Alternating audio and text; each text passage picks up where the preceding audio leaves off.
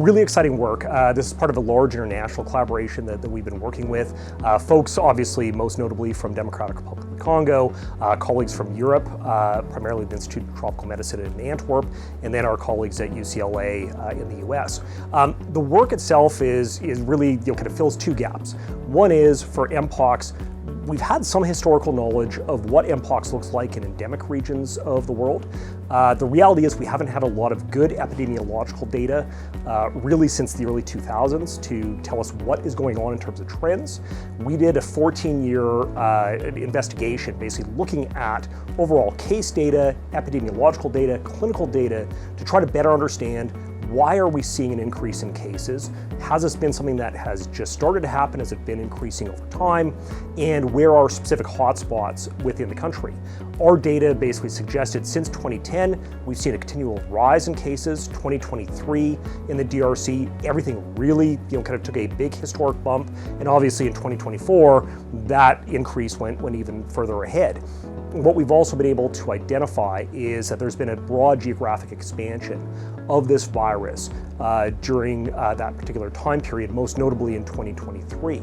So when we think about this from an infection prevention control standpoint, a containment standpoint, given the current public health emergency, to appreciate is what we understood about Mpox prior to 2010.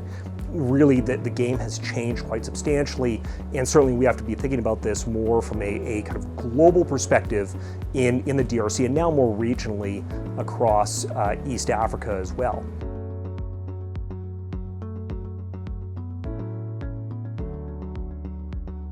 The second part has been an additional study, really stemming from work that we and others did in 2023, where we identified really this new lineage of Mpox virus, which we've now called subclade 1b, that emerged in a province called South Kivu.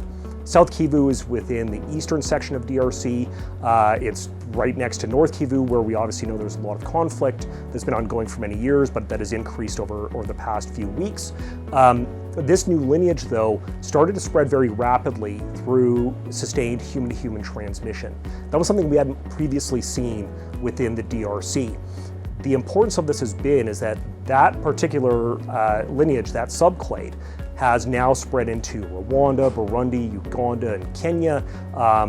This is all really based on sustained human-to-human transmission, following very similarly what we saw with clade 2b in 2022 globally. And for us, the implications are now from a containment standpoint, this makes it very difficult for us to try and get things contained. In the DRC, the risk is still very high. Obviously, the virus is still spreading, still have unmitigated transmission that's ongoing. Certainly regions that surround the DRC are at increased risk right now for introduction, and we know surveillance is not great in a lot of those areas, just again because of resource limitations. So we need to appreciate that trying to kind of decrease that overall global risk really requires us to get in and turn the faucet off really at the tap, at the source, as opposed to trying to plug holes within the water hose down the line. Internationally, the risk still seems and appears to continue to be quite low. We still have Mpox that's moving around with clade 2b. That never disappeared, certainly for Canadians and for others, much more kind of muted levels than we saw in 2022, but it's still present. We've seen a couple of introductions now into international regions that have stemmed from the ongoing public health emergency. What we have not seen has been ongoing sustained transmission following those international introductions. That's been very important for us because what it does provide us with is at least some reflection that surveillance and increased diagnostic capacities, increased vaccination campaigns, and public awareness campaigns have worked with getting people to identify cases or self-report very, very quickly. So that risk continues to be low globally.